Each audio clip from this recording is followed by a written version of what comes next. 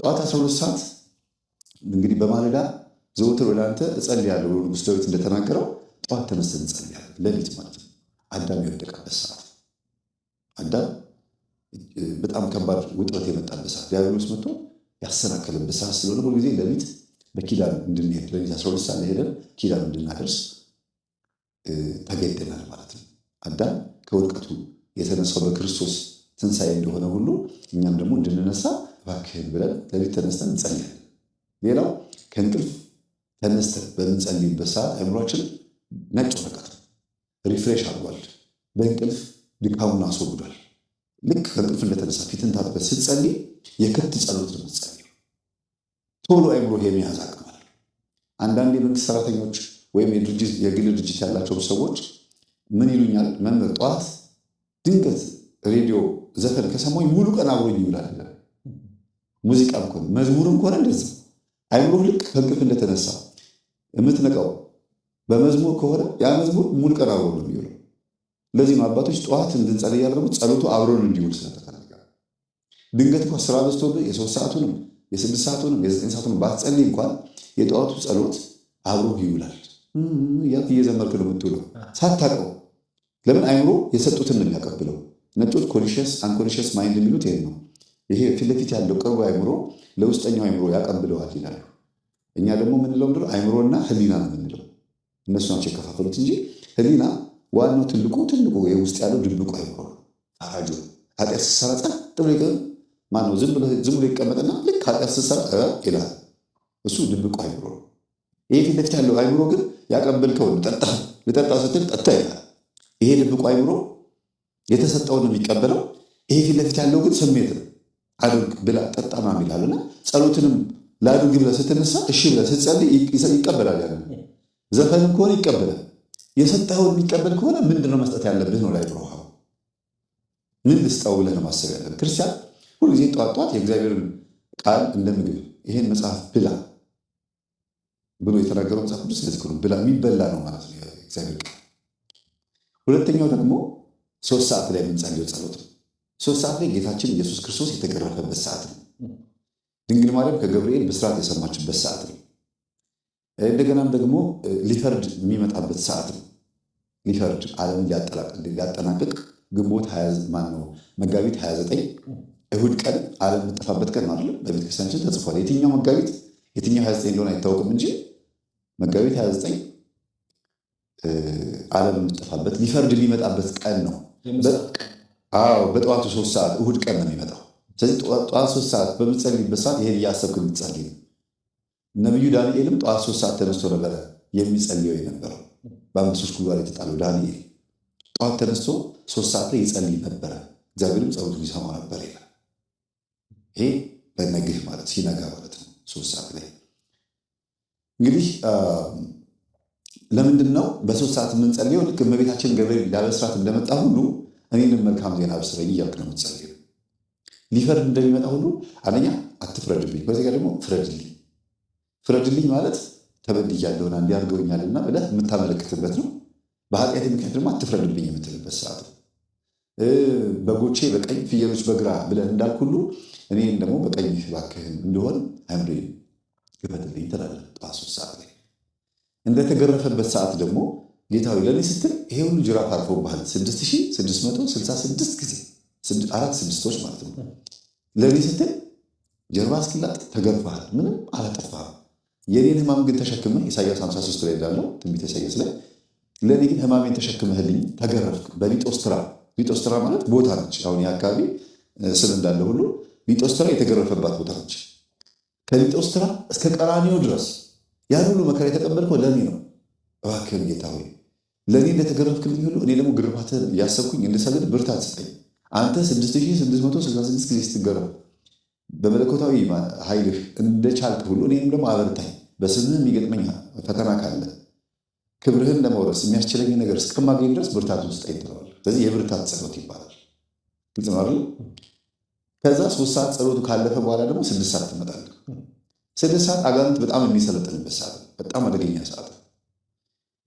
ጌታችን ኢየሱስ ክርስቶስ ደግሞ የተቸነከረበት ሰዓት ነው። ቅድም ሊጦስትራ ብያለሁ፣ የተገረፈበት ከ3 ሰዓት ጀምሮ እስከ 6 ሰዓት ድረስ ምን እያደረገ ነበረ? ያን ተራራ እየወጣ ነበር። እያንገላቱት ወገቡን እየጎተቱ ከኋላ ሲጎትቱት ወደኋላ ይወድቃል፣ ከፊት ሲጎትቱት ወደፊት ይወድቃል። መስቀል ተሸክሞ ነው።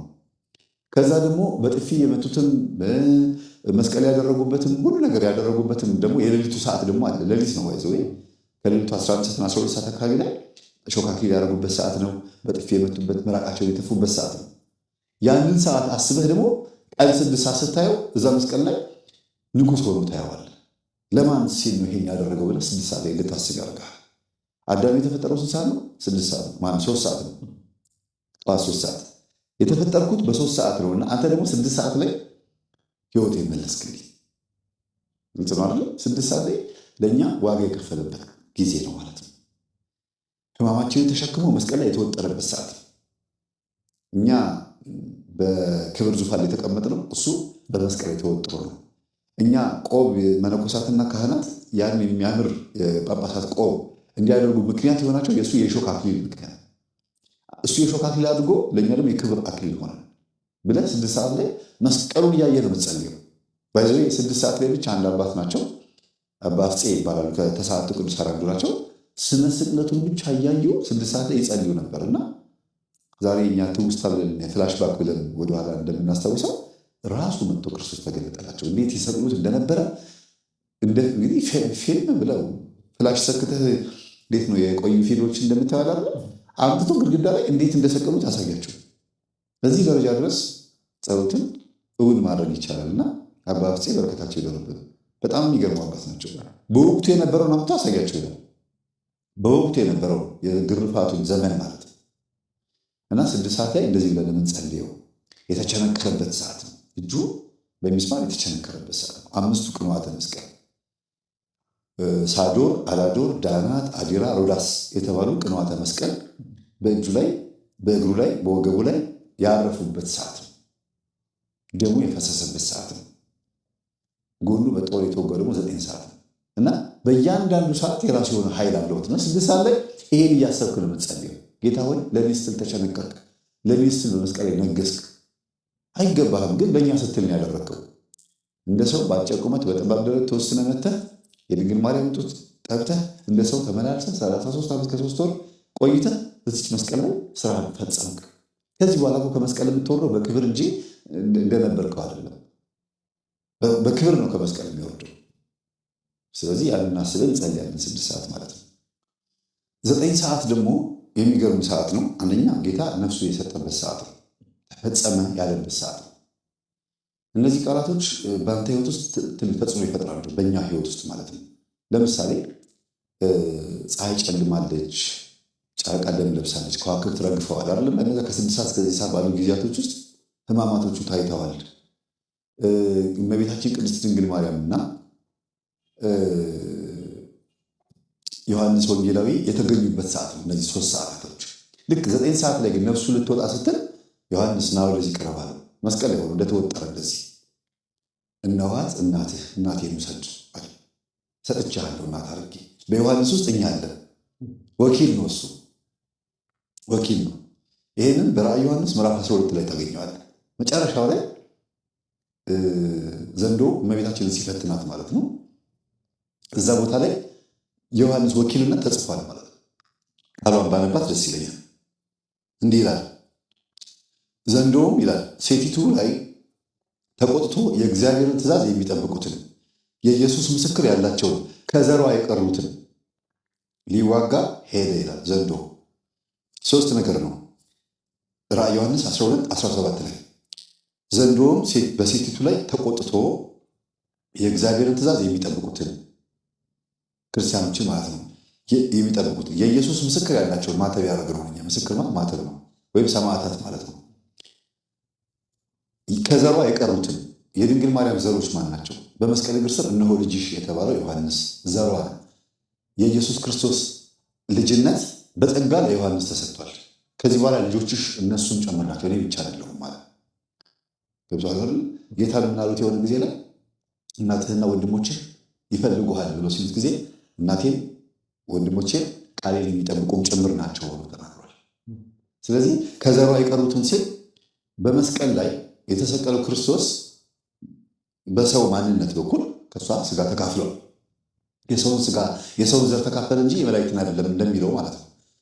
ከዛ ዮሐንስ የእኛን ማንነት ወክሎ ነው፣ ሪፕሬዘንት ነው፣ ወኪላችን ነው። በዮሐንስ በኩል እናታችን ድንግል ማርያም ተሰጥታናለች። መቼ? ልክ ሁልጊዜ ነው የተሰጠችን፣ ግን እርግጠኛ የሆነው ማህተም ያረጋግጠው በደሙ በስጋው ነው። ደሙ በሚፈስበት በዛ በመስቀል በቀራንዮ ላይ ነው። ስጋው ደግሞ ስንቀበል ምንም እንኳን መለኮት የተዋሃደውን ከድንግል ማርያም ስጋ ከነሳ በኋላ ልዩ የሆነውን ያንን ስጋ ብንቀበለው፣ ግን ድንግል ማርያምንም በውስጥ በኩል እንደ እናት ታሳቢ ማድረግ አለብን። የተቀበልነው ስጋና ደም የድንግል ማርያም ነው እያልኩኝ አይደለም። የኢየሱስ ክርስቶስ ስጋና ደም የተቀበልነው ግን በታሳቢነት አብራ ተሰጥታለች። እዛ ቦታ ላይ ኑዛዜ አለ። ኑዛዜ ግልጽ ነው። ለምሳሌ አባት ሊሞት ሲል እስቲ ልጆችን ሰብሰብ አድርጉልኝ ተብሎ ካህንም ይመጣል። መኪናውን ለዚህ ለትልቁ ስጡልኝ፣ ቤቱን ለዚች ለትንሿ ልጅ፣ እንትኑን ደግሞ ይሄን ፋብሪካውን ለገሌ እያለ ይናዘዛል። ሊሞት ሲላል ጌታችንን መስቀል ላይ ሆኖ እየተናዘዘ ነው። ይኸው እናቴን ሰጥቻለሁ ውሰድ አለው። ከዛን ሰዓት ጀምሮ ይላል ዮሐንስ ወንጌል ላይ የኢየሱስ እናት ዮሐንስ ወሰዳት ይላል። ልክ 9 ሰዓት ሲሆን ጌታችንም ቃሉን ከተናገረ በኋላ ኤሎሄ ኤሎሄ ላማ ሰበቅታኒ፣ አምላኬ አምላኬ ለምን ተውከኝ ብሎ በዕብራይስጥኛ ጮኸ ይላል። ግን ለምን ተውከኝ ሲል ደካማ ሆኖ አይደለም። ሰይጣን ዲያብሎስን ለማቅረብ አቅርቦት ሰይጣን ይሉታል አባቶቻችን። ምንድን ነው ዛሬ የተፈጸመው? ትልቁ 9 ሰዓት ላይ የሚገርም ተአምር የተፈጸመው ምንድን ነው? ያኔ አዳምና ሔዋን 7 ዓመት በገነት ሲኖሩ ሰይጣን በምን ላይ አታለው? በምን ላይ መጥቶ ነው ያታለላቸው? በእባብ ላይ። እባብ ደግሞ የዛ ጊዜ የምታምር ነበረች፣ ገላዋ ቆንጆ ነበረ። እንስሳን እንጂ አዋራኝ፣ ሰይጣን በእባብ ውስጥ አድሮ አዋራኝ ብላ ሔዋን አታስብ።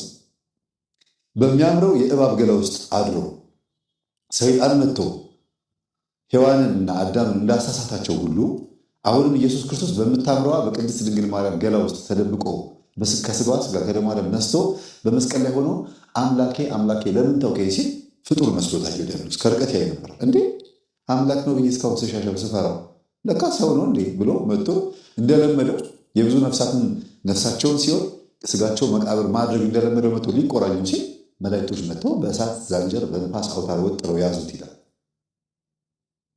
ስለዚህ አምላኬ አምላኬ ለምን ተውከኝ ያለው ሰይጣን ጸጋ የተገፈፈ መንፈስ ስለሆነ ማስተዋል አይችልም እና በድንግል ማርያም ስጋ ውስጥ ተደብቆ ወይም የለበሰው ስጋ የድንግል ማርያም ስጋ ነው።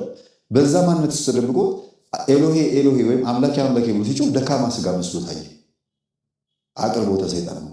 9 ሰዓት ላይ ስንጸልይ እኛ ብዙ ጊዜ ጌታ ሆይ እኔ የማውቀው ነገር የለም እባክህን አድነኝ ይቅር በለኝ እያልን ስንሰግድ የማንን ኃይል እየጠበቅን ነው? የእግዚአብሔርን ኃይል። ስለዚህ እኛ በትህትና ዝቅ ባለን ቁጥር ኃይል እናገኛለን። ሰይጣን ሊይዘን ሲመጣ በምን ለምን አምላካችን ስም እንይዘዋለን ማለት ነው። ለዚህ ነው ክርስቶስ የሚያደርጋቸው ነገሮች በሙሉ እኛ እንድናደርጋቸው ያደረገው። አቅርቦተ ሰይጣን የተባለው ያ መቼም አርፎ ተቀምጦ የነበረውን ሰይጣን ማቅረብ እንዴት ይሆናል ብለህ ልትል ትችላለህ። ሊይዝህ ነው አድብጦ የነበረው። ቅዱስ ጴጥሮስ ሲናገር ሰይጣን የሚውጠውን ፈልጎ እንደሚያገሳ አንበሳ በዙሪያችሁ ይሽከረከራል ዲያብሎስ ብሎ ነው የተናገረው። ስለዚህ በዙሪያ ያንዣብብ የነበረው መንፈስ ና ብለህ የምትይዘው በትህትና ዝቅ ብለህ ስትሰግድ ክርስቶስ ያደረጋቸው ነገሮች ስታደርጉ ጭምር ነው ማለት ነው። 9 ሰዓት ያን ነው የሚያደርጉት። ተፈጸመ ብሎ ድንግል ማርያምንም ልጅ ሰጣት። ዮሐንስም ደግሞ እናት አገኘ።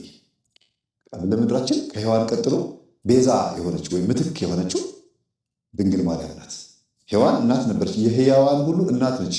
ሔዋን ግን በ7 ዓመት ውስጥ ብቻ በገነት ላይ በሰላም ኖራ ከ7 ዓመት በኋላ የሕያዋን ሁሉ እናት መሆን ቀርቶ የጥቂት ሰዎች የጥቂት ልጆች እናት ብቻ ሆነች። ድንግል ማርያም ግን አሁን የሕያዋን ሁሉ እናት እንድትሆን ስሟን ለጠራ የኢየሱስ ክርስቶስንም አምላክነት ላመነ በሙሉ እናት ነች። ልጇን ያከበረ እሷን ያከበረ ክብር ለሚገባው ክብር የሰጠ እናት ነች። የቀረ ደግሞ ቀረበት አይደል? ስለዚህ የድንግል ማርያም እናትነት የተሰጠበት ሰዓት ነው 9 ሰዓት እና ኢቭን የምታመሰግንበትም ሰዓት ነው። ስሟንም ጠርተህ ይቅር በይኝ እናቴ ሆይ ከጌታ አስታርቅ የምትልበትም ሰዓት ነው። እግዚአብሔርንም ስለ ድንግል ማርያም ብለህ ይቅር በለኝ የምትልበትም ሰዓት ነው። ለምን ሰጥቶናል በዛ ሰዓት እና 9 ሰዓት በጣም የተለየ ሰዓት ነው። ለሰው ልጆች ነፍሱን ሰጠ ተፈጸመ ብሎ የጮኸበት ሰዓት ነው። በዛን ሰዓት ጨረሰ፣ ሞተ ማለት ነው። ሞተ የምንለው ሞተ በስጋ ተብሎ የሚጸለየው በዛ ሰዓት ነው እና እዚህ ሰዓት ላይ ስትጸልይ እንዴት እንደሚል አስበው። ከዛ ዮሴፍና ኒቆዲሞስ ደግሞ መጥተው ከመስቀል ላይ ያወረዱት ደግሞ 11 ሰዓት ነው ማለት ነው። 11 ሰዓት ጸሎት ጾም ይባላል። እንዲያውም ሲነገር ሰምተህ ከሆነ 11ኛው ሰዓት ሲባል አልሰማህም? ምን ማለት ነው? ያለቀችው ሰዓት የተገባደደ ሊመሽም ነው። ፍጻሜው ዘመንም ሊመጣ ነው። ክርስቶስም ስራውን ፈጽሞ ከመስቀል የወረደበት ሰዓት ነው። ዮሴፍና ኒቆዲሞስ ከመስቀል ሄደው ከጲላጦስና ከሄሮድስ አስፈቅደው ስጋውን እባክህን እንድንቀብረው ፍቀድልን ብለው እሺ ተፈቅዶላቸው መጥተው ከመስቀል ላይ እያለቀሱ ያወረዱበት ሰዓት ነው። ከዛ ወርዶ ደግሞ ወደ መቃብር የሄደበት ሰዓት ነው። ወስደው ቀበሩት ይላል በጎልጎታ። አስበው፣ አምላክ ነው፣ ፈጣሪ ነው፣ መለኮት ነው፣ ግን ከስጋ ጋር ተዋህዷል። የጋለ ብረትን በመዶሻ ስትቀጠቅጠው እሳቱን ነው ወይስ ብረቱን የቀጠቀጠው? አብሮ መለኮትን ስጋ ጋር መጥቶ ተዋህደና አይሁድ ገረፉት፣ ተፉበት፣ ሰቀሉት፣ ቸነከሩት ሲባል አብሮ መለኮትም አለ ማለት ነው። ግልጽ ነው አይደለ? ስለዚህ ሲቀበርም ሞተ ሲባል በስጋ ሞተ ነው የምንለው፣ ግን ክርስቶስ አምላክ ነው፣ ሕያው ነው። ሞትን ለማሸነፍ መቃብር መግባት አይጠበቅበትም ነበር፣ ግን ሰው ሆነ። ሰው ሆኖ ስለተወለደ ግዴታ መቃብር መግባት አለበት። መቃብር ሳይገባ ቢያድነን ኖሮ ሞትን ፈራው ይባላል፣ ወይ መቃብርን ፈራው ይባል ነበር ክርስቶስ። ገባ? ስለዚህ ሞት ሆይ መውጊያ የት አለ? ሲኦል ሆይ ድል መንሳት የት አለ ተብሎ የተነገረው ለዚህ ነው። ይኸው መጥቶልሃል። የክብር ጌታ ኢየሱስ ክርስቶስ መቃብር ድረስ ወርዶ ተቀበረ። እንደ ሰው ተገንዞ ተቀበረ። ሰው ያደረገው ሰው የሚሆነውን በሙሉ ሆነ ከኃጢአት በስተቀር ይላል። ከኃጢአት በስተቀር ሁሉን አደረገ። መቃብር ድረስ ሄዶ ሞትን ተጋፈጠ። ሞት የት ጋር ያለው አለ የተባለበት ቦታ ሁሉ ሄደ። በምድር ላይ 3 ዓመት ከ3 ወር የተመላለሰው ሞት የት እንዳለ እያሳየንም ጭምር ሰው ነው። ሞት ሲባል እኛ እንደዚህ ነፍስ ከስጋ መለየት ብቻ ነው የሚመስለው፣ ግን በቁም መሞትም አለ። በኃጢአት መሞት ብዙ ሰዎች በቁም የሞቱ ሰዎች እንዳሉ ሲናገሩ ምናለ ሐዋርያው ናትናኤል ጌታ ሆይ እባክህን ቤተሰቦቼ ጦር ልምጣ ቀብሬ ልምጣ ፍቀድልኝ ሲለው ናትናኤል ተከተለኝ፣ ሙታንን ተዋቸው፣ ሙታናቸውን ይቀብሩ ዘንድ ተዋቸዋል። ሙታንን ተዋቸው፣ ሙታናቸውን ይቀብሩዋል። የሞተ ሰው ካለ በቁም ያለ እንደ ሞት የተቆጠረው ሰው ይቀባበሩ፣ አንተ ግን ወደ ህይወት ና ማለት ነው። እኔ ህይወት ነኝ፣ እኔ መንገድ ነኝ፣ እኔ እውነት ነኝ ማለቱ ነው ሲናገር። ስለዚህ በቁም መሞትም ስላለ በቁም መሞትን መጀመሪያ ካስተካከለ በኋላ የቁም ሙታንን ካስተማረ ካነቃ በኋላ ንዋም ማለት እንቅልፍ ማለት ነው አይደለ? ካነቃን በኋላ ከእንቅልፋችን ካነቃን በኋላ ወደ እውነተኛው ደግሞ የስጋ ሞት ወደ እውነተኛው መቃብር ደግሞ ሰዓቱ ደርሶ 11 ሰዓት ላይ መቃብር ገባ ማለት ነው። በዛ ሰዓት አንተ ስትጸልይ ምን እያሰብክ ነው? ለኔ ስትል ወደ መቃብር ገብተህ ሞቴን ድል አድርገህልኛልና እኔም በቁም ከመሞት አድነኝ። ሰዎች እንድሞት ይፈልጋሉ። ሞቴን አስወግድልኝ፣ ከመፍዘዝ አድነኝ፣ ከእንቅልፍ ሞት አድነኝ፣ ከኃጢአት ሞት አድነኝ እያልክ 11 ሰዓት ላይ ሞቱን እያሰብክ ነው የምትጸልየው። በፍጻሜዋ ሰዓት ባለቀች ሰዓት አድነኝ ትላለህ። የፍርድ ቤት ኬስ ካለብህ፣ ታስረህም ከሆነ እስር ቤትም ከሆነ የትኛውን ጉዳይ ካለብህ 11 ሰዓት ላይ ስትጸልይ በምሬት ነው መጸለይ ያለብህ ይባላል። ለምን? ሞት የሚሸትበት ሰዓት ስለነበረ መጨረሻው ፍጻሜው ዘመንንም ያሳያል፣ መጠቃለልንም ያሳያል። ስለዚህ 11 ሰዓት ላይ ስትጸልይ ክርስቶስ ወደ መቃብር መውረዱን፣ ከመስቀል መውረዱን፣ ድል ማድረጉን፣ ሞትን መጋፈጡን እያሰብክ ከሆነ አንተ ሞትን ትጋፈጠዋለህ። ምንድነው ሞት ስትጋፈጥ? አሁን ለምሳሌ አንተ ሞት ምንድን ነው? ነፍስ ከስጋ መለየት አንዱ እሱ ነው። እንደገና ደግሞ ከሞት የማይተናነስ ስቃይ ደግሞ አለ። በበሽታ አንዳንድ ጊዜ ሞት ይሻላል ትላለህ። ከዚህ ሞት ይሻላል ትላለህ። እሱን እንድትጋፈጠው ነው 11 ሰዓት ላይ የምትጸልየው። ክርስቶስ ያንኑ ተጋፍጦ ጥፊውንም እንዲያውም አንዳንድ ጊዜ በመካከላቸው አምልጧቸው ይሄድ ነበር ይላል። ተአምር ሲሰራ እንዲያውም ክርስቶስን ሊይዙትና ወደ ገደል ሊጥሉት ሲሉ ክርስቶስ ተሰውሮባቸው ትቷቸው ይሄድ ነበር። እንዴት አለ ብለው ሲሉ እሱ እዛ እየተራመደ ነው።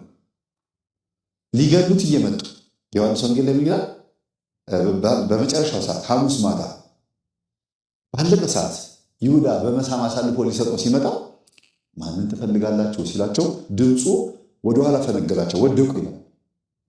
ግን የሚሞትበት ሰዓት ነው፣ የሚያዝበት ሰዓት ነው። ወደ ሐናና ቀያፋ ግቢ የሚገባበት ሰዓት ነው።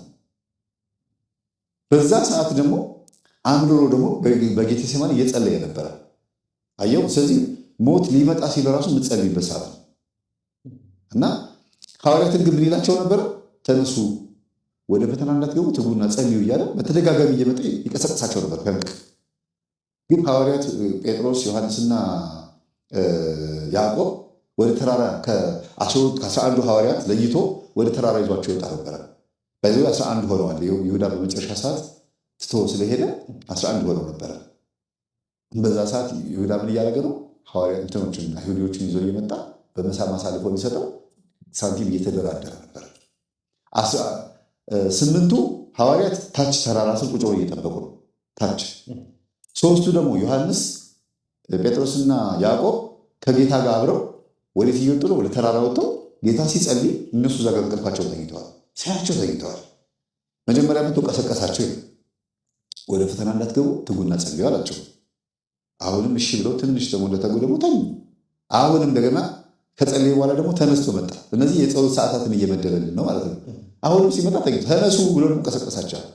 አልሰማም አሉ። 3ኛ ላይ መጣ። እንግዲያውስ ዕረፉ አላቸው። ምን ማለት ነው? ዓመተ ዓለም አልፏል። አሁን ልያዝ ነው። ከዚህ በኋላ ምድር ዕረፍቷል። እኔ ሕይወት መጥቼላታለሁ። እንግዲያውስ ዕረፉ፣ ተኙ፣ በደንብ ተኙ። በዓለ ሃምሳ ማለት ይሄ እንግዲያውስ ዕረፉ ተኙ ማለት ነው። በቃ የሰው ልጅ በስጋ ድካም ወጥቷል። እኔ ያለሁ እጠብቃቸዋለሁ፣ ተኙ አለ። አነቃ። መጨረሻ ላይ ግን የሰው ልጅ ከመጨረሻው ፍጹም መሆን ስለማይችል ፍጹምነትን የሚሰጠን እሱ ስለሆነ እንግዲያውስ ተኙ አላቸው። ስለዚህ የምድራችን ዕረፍት ክርስቶስ ነው። በሌሊት የሚጠብቀን እሱ ነው። መቼ? በሌሊት። በቀን ግን የእኛ ድርሻ። በዚህ ነው ጸሎት ሰዓት ከጠዋት 12 ሰዓት ጀምሮ እስከ 6 ሰዓት የሆነው። ግልጽ ነው። 7ቱ ቀናቶች የተባሉት። ከዛ በኋላ የሚጠብቀን ማን ነው? በእርግጥ ቀኑ የሚጠብቀን እግዚአብሔር ነው። ተኝተህ ስትነሳ ግን የት ነበርክ? አይገርምህም? ጠዋት ስትነሳ በራስህ ኃይል ነው። አንተ እግዚአብሔር ታምናለህ፣ ማተብ አድርገሃል። ኤቲስትና ፓጋኖችን ደግሞ ያቸው ሃይማኖት የሌሎች እነሱም ማታ ተኝተው ጠዋት ይነሳሉ። ሁለቱም ያነቃ ነው እግዚአብሔር። ኢቭን ማታ ተኝተው ጠዋት እንዲነሱ ያደረገ እግዚአብሔር ነው ብቻ ሳይሆን ዲያብሎስ መጥቶ አንቆ ሊገላቸው ይችላል። እንዳይገላቸው ሁሉ የጠበቀ እግዚአብሔር ነው። ይሄ ነው እንግዲያውስ ተኙ ማለት። በጣም ችግር የለውም። ስትነቁ ማስተዋል ትችላለች። ቀን ትጸልያላችሁ። ቀን ሳለላችሁ ብርሃን ሳላችሁ በብርሃን ተመላለሱ ብሏል። የሌሊቱን ድካም አገዘ። አሁን ወደ 11 ሰዓቱ ጸሎት እየመጣሁ ነው። ሞትን እስከ መቃብር ገብቶ ከተጋፈጠው የአንተን ሞት በአንተ ሞት ውስጥ አልቃ ገብቶ ሕይወትን መዝራት የሚችል አምላክ እንደሆነ ለማሳየት 11 ሰዓት ትጸልያለህ ማለት ነው። ስለዚህ እንግዲያውስ ተኛ ብሎ ለአንተ ፈቅዶልሃል። በዓመተ ምሕረት ተኛ ሲባል አትጸልይ ማለት አይደለም፣ ግን ተነስና ጸልይ ብሎ ደግሞ የፈቀደልህ ሰዓት አለ። የፈቀደልህ ሰዓት ላይ ግዴታ ትወጣለህ። ከ6 ሰዓት በኋላ ግን እንቅልፋቸው ሲያዳክማቸው እንግዲያውስ ተኙ ብሎ ፈቀደላቸው። ጠዋት ሲነሱ ግን መጸለይ አለባቸው። ግልጽ ነው ማወራ። 11 ሰዓት በዚህ ተጠናቀቀ። ወደ ማታ 3 ሰዓት እንጸልያለን። ንዋም ወይም የእንቅልፍ ሰዓት ይባላል። ከመተኛት በፊት ብዙ ጊዜ መጸለይ ትልቅ ጥቅም አለው።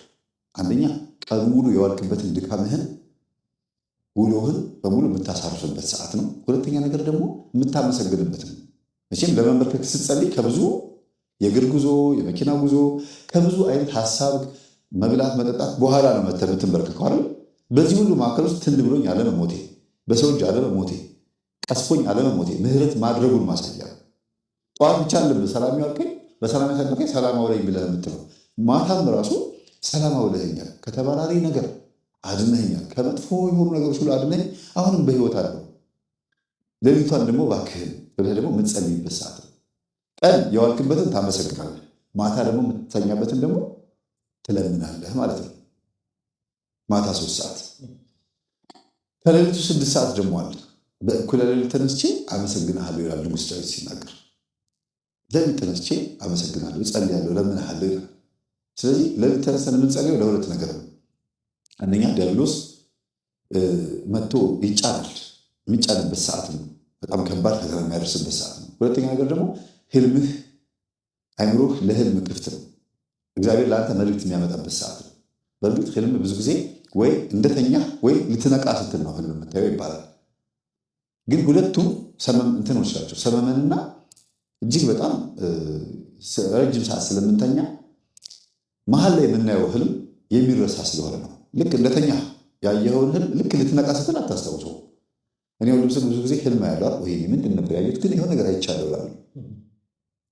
ጠዋት ማታ 3 ሰዓት የተኛ ሰው ጠዋት 12 ሰዓት ተነሳ እንበል። ህልሙን ያየው ስንት ሰዓት ነው? ማታ 3 ሰዓት። ከ3 ሰዓት ጀምሮ እስከ 12 ሰዓት ድረስ ያለውን ርዝመት አስበው። በጣም ረጅም ሰዓት ነው አይደል? ጠዋት ሲነሳ ሊረሳው ይችላል። ለዚህ ነው እንደዚህ ሸለብ ሲያደርገን የሆነ ህልም የምናየው። እንደዚህ ያለ አይደለም የሆነ በቅጽበታዊ ናፕ በምታደርግበት ሰዓት የምታየው ህልም አይረሳም። ግን ትክክለኛ ጸሎት ከጸለይክ ጠዋትም አየኸው ማታም አየኸው ህልሙን 2-6 ሰዓትም አየኸው ሊነጋ ሲልም አየኸው ቁልጭ ብሎ የሚታይ ጸልዮ የተኛ ሰው ህልሙን አይረሳም ይባላል። ግልጽ ነው አይደል? ስለዚህ ጸልየህ ስተኛ እግዚአብሔር ያመለከተህን ነገር እንዳትረሳ አይምሮ ሴቭ አድርጎ ያስቀምጠዋል። እንዴት ነው የምትረሳው ሲባል አንደኛ በድካም የተነሳ በመብላት በመጠጣት የተነሳ ስጋ በጣም ሲዳከም የመርሳት ነገር ይመጣል። ከእንቅልፍ ርዝመት ሰዓት የተነሳ። ሁለተኛ ዲያብሎስ አጋንንት ለአንተ የተላከልህን ነገር ይወስዳል። እግዚአብሔር የሰጠህን እንዴት ነው ሰይጣን የሚወስደው ሲባል በአንተ ስንፍና ራእዮችህን ህልሞችህን በሙሉ እንዲወስድ አድርገህ የምትኖር ከሆነ ቀን ይወስዷል። ቀን ውሎ ይወስነዋል። ለምሳሌ ስልኬ አሁን በርቷል አይደል? ይሄን ስልኬን ስዊች ኦፍ አደረኩት፣ ይኸው ጠፋ። ስዊች ኦፍ አደረኩት፣ ፓወሩ ጠፍቷል። አንተ ከቀኑ 3 ሰዓት ላይ ሜሴጅ ላክልኝ። ቀኑ 3 ሰዓት ስልኬ ግን ፓወሩ ጠፍቷል፣ አላየሁትም። ምክንያቱም ጠፍቷል። ማታ 3 ሰዓት ላይ ስከፍተው ኪኪው እያለ ቀኑ ሙሉ ሜሴጅ የላኩልኝ ሰዎች ያመጣል። ሳየው ሰዓቱ ወይኔ ሰሌ ጠዋት 3 ሰዓት ላይ ቮይስ አድርጎልኝ ነበር፣ ጠዋት 3 ሰዓት ላይ ሜሴጅ ልኮልኝ ነበር፣ ተስፉ ድረስልኝ፣ ተስፉ እንዲሆኛለሁ ብለህ ቢሆን ኖር አላየሁትም። በቃ ሜሴጅ የደረሰው ስንት ሰዓት እንደሆነ ይጽፋል። ማን ነው የተላከው? የደረሰው ደግሞ ስንት ሰዓት ነው? እኔ ስከፍተው። የሰው ልጅም እንደዛ ነው። እግዚአብሔር መልእክቱን በሰዓቱ ልኳል። አንተ ግን ስዊች ኦፍ ሆነ ከሆነ ማትጸልይ ማለት ነው፣ ለእግዚአብሔር የማይመች ህይወት ውስጥ ሆነ ከሆነ ሜሴጁ አንተ ጋር አይደርስም። ከአየር ላይ አጅሮ ይቀርበዋል። ተሰጥቶሃል፣ ግን አልተቀበልክም። መጸለይ ስትጀምር፣ መትጋት ስትጀምር እንዳለ ሜሴጆቹ ይመጣሉ። ወይኔ ህልም በህልም ትሆናለህ። ብዙ ጊዜ የሚጸልዩ ሰዎች መምህር ህልም አየን እንዲያየው ይላሉ። ምናልባት የዛሬ 10 ዓመት የዛሬ 5 ዓመት የዛሬ ዓመት የተላከ ሜሴጅ ነው አሁን የደረሰው። አንተ ባለመንቃት የተነሳ ተከማችተው ከዛ ልቀቅ ሲባል አጅሬው ይኸው በዚህ ሰዓት ይሄ ተልኮልህ ነበር እኔ ነኝ ያዝኩት እያለ ይሰጥሃል፣ ያሳይሃል ማለት ነው። ስለዚህ የጠዋት የሌሊት 6 ሰዓት ጸሎት ትልቁ ጥቅሙ የፈለገ ልም ያለ እንቅልፍ ቢወስድህም ስጋህ በድንህ አልጋ ላይ ተኝቶ ዲያብሎስ መጥቶ እንዳይጫነህ በጠባቂ መላእክት ትጋርዳለህ። የ6 ሰዓት ጸሎት የሚጠቅመው ጥበቃው የእግዚአብሔር ጥበቃው በእንቅልፍ ሰዓት በድን የሆነው ሬሳ የሆነው በእንቅልፍ ምክንያት ትንሹ ሞት ይባላል አይደል? እንቅልፍ ትንሹ ሞት በቃ ጠዋት ራሱ ተፈጥሮ ይቀሰቅሳል እንጂ በቃ ትንሹ ሞት በለው። በዛ ሰዓት ግን ዲያብሎስ መጥቶ እንዳይቆርጥህ፣ እንዳይፈልጥህ፣ እንዳይከተክትህ ወይም በአንተ ህይወት ውስጥ መጥቶ ጣልቃ እንዳይገባ መጥፎ ህልም እንዳያሳይህ ይረዳሃል። ቅዠት እንዳያሳይ በሬ ሲያባርር፣ ውሻ ሲነክስህ በገደላ ገደል ስትሮጥ የምታየው ሳይሆን መጥፎ የተሳሳተ ህልም እንዳያሳይህ። ለምሳሌ መልአክ መስሎ ሊታይ ይችላል። የሆነ መልእክተኛ መስሎ ሊመጣ ይችላል። ለምን? ባለመጸለይ የተነሳ። ከጸለይክ ግን ይህን ማድረግ አይችልም። የሚያደርገው ምንድን ነው? አንተን ሊገልህ እንደነበረ በመልእክት ያሳያል። ማን? ጠባቂ መልአክህ። ሰይጣን አይደለም። በሬ መስሎ የሚታይ ሰይጣኑ ሳይሆን ጠባቂ መልአክህ መንፈሱን በበሬ መልክ ያሳያል። በሬ ሲባል የሚወጋ ፊጋ በሬ ሆኖ ሲያባርር ካሳየ አንተ ላይ መንፈሱ ተናዶብሃል ማለት ቀን ባደረገው መልካም ነገር ድሃ በመርዳት በመጸለይ በመስገድ በማስቀደስ ስለተመሳጨ ማታ እንዲህ ነው ልታመልጠኝ ነው እያለ በበሬ ያሳያል። በውሻ ደግሞ የዝሙት መንፈስ ነው፣ ዛርም ነው። ቡችላ ከሆነች የዝሙት መንፈስ፣ ትልቅ ውሻ ከሆነ የዛር መንፈስ ተብሎ ይተረጎማል። ይሄ መንፈስ አንተ ላይ ሌሊት መጥቶ ተጽዕኖ እንዳይፈጥርብህ ጠባቂ መልአክህ ጥሩ መልእክት ለህይወት፣ ለቤተሰብ፣ ለሚስት፣ ለትዳር የሚጠቅምህን መልእክት የሚያሳየው 6 ሰዓት በምትጸልየው ጸሎት ነው ማለት ነው። ግን የስራ ሰዓታቸው አጉል የሆነባቸው ሰዎች መጸለይ የማይችሉ ምንድነው ማድረግ ያለባቸው የሚለው ባጭሩ ጠቅለል ማድረገው 7ቱን ጸሎቶች መጸለይ እንኳን ባይችሉ ቢያንስ ታክሲ ውስጥም የሆነ ሰው ስልኩን አላርም ይሞላል። ለምሳሌ ይሄው በእጃችን ላይ ትልቅ ነገር አለ። በድሮ ጊዜ ስልክ አልነበረም፣ ራሱ መንፈስ ቅዱስ ነው የሚያግዘን። አሁን ግን ደካማ እንኳን ብንሆንም አላርም እንሞላለን። ሌሊት 12 ሰዓት ላይ 6 ሰዓት 3 ሰዓት 9 ሰዓት 12 ሰዓት 3 ሰዓት እያለን እንሞላውና ሰዓት ልክ ቴሌው ብሎ ሲጮህ ታክሲ ውስጥ ከሆንክ እዛ ብቻም አትሰግድም። ታክሲ ውስጥ ወይም መኪና ውስጥ በመንገድ ላይ ትራፊክ ይዞ አትሰግድም። ስብሰባ ላይ ብትሆን ግን ወዲያው አላርሙ ተዘጋውና አሁን ከተለያዩ ወይም አባታችን ይትላል። በቃ 55 ሰከንድ ናት። ልክ ገዳም የሚጸልዩ አባቶቻችን ከሚጸልዩት እኩል በረከት ታገኝበታል። ባለህ ሰዓት የሚፈለገው ዋናው ትልቁ ጉዳይ ማሰብህ ነው። ሲመችህ ግን ቢሮ ውስጥም ከሆንክ የሆነ ምቹ ቦታ ላይ ከሆንክ ግን 3 ሰዓት ላይም ሆነ 9 ሰዓት ላይ ጸሎት መጽሐፍን ገለጥ አድርገህ ገብተህ አንድ 20 ደቂቃ ጸሎት አድርገን ሰገድ አድርገን ወደ ጉዳይ መግባት። በተለይ ቢሮ ውስጥ ብቻቸውን የሚሰሩ ሰዎች የመስገጃና የመጸለያ ቦታ ካላቸው በስራ ጊዜያቸው ላይ ይሄን ሰዓት ቢጠብቁ ይባረኩበታል።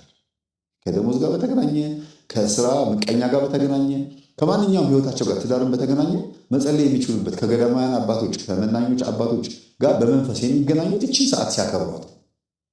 ስለዚህ ማጠቃለያው ምንድነው? እግዚአብሔርን በሁሉም ሰዓት ማሰብ አለብን። የጸሎት ሰዓታትን ማክበር ግን በትንሹ የታመነ በብዙ ይታመናል የሚለውን ቃል የምንፈጽመው